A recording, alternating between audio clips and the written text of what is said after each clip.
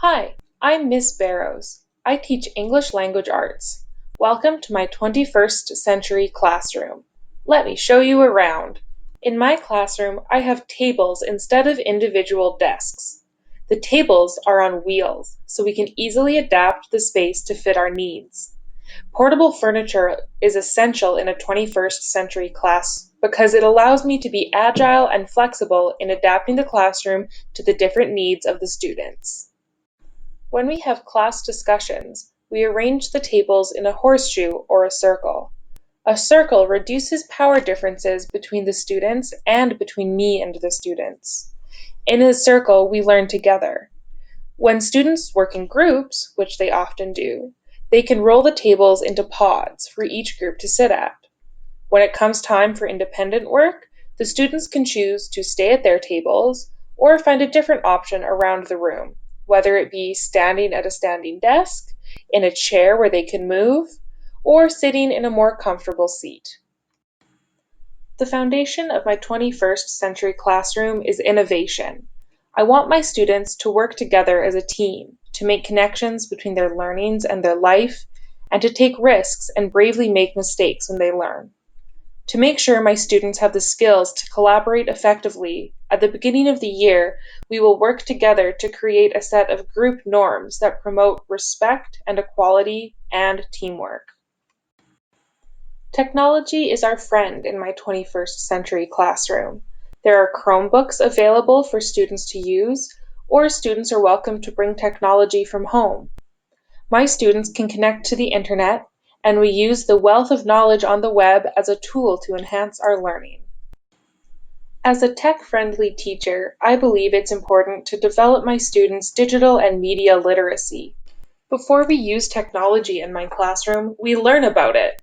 We learn about respectful tech etiquette, about how to tell if information we find online is accurate and reliable, and we learn what safe internet use looks like. Now that you've seen the space and our technology, let's check out what learning looks like in my 21st century classroom. Here, students don't just learn for learning's sake. In this classroom, we practice critical literacy. That means that the students' interests guide how they learn, and they seek out multiple texts. They read from a resistant perspective, they create counter texts, and they use their learning to inform social action. Let's take poetry, for example. When my students study poetry, we don't limit ourselves to the classics. The students get to pick the poems that interest them.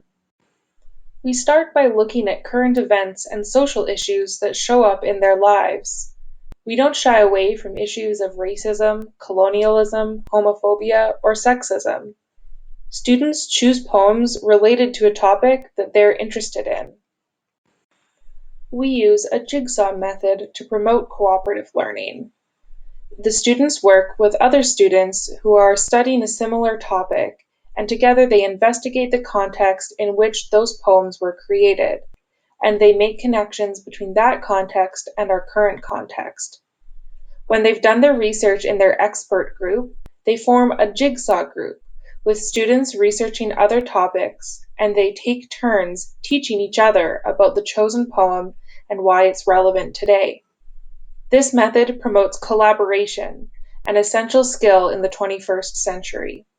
Since each group needs its members to do well in order for the whole group to do well, Jigsaw maximizes interaction and establishes an atmosphere of cooperation and respect for other students. As a summative assessment for this unit, I would use a performance assessment in this 21st century classroom. The students will take what they've learned about a social issue and the poem they've studied and create a synthesizing artifact. Students could write an essay, but they're also encouraged to be creative. They could create a podcast, write a speech, a website, a YouTube video, a series of Instagram posts, or an art piece. In this process, students are also encouraged to reach out to organizations in their community doing work related to their topic of interest to gain different perspectives on that topic. Once their final products have been created, they will be shared in an online showcase to which the students' peers, teachers, family, and community will be invited to view. Now the students aren't just learners, they're educators too. They get to take the knowledge that they create and bring it back to the community, giving their work purpose beyond the classroom.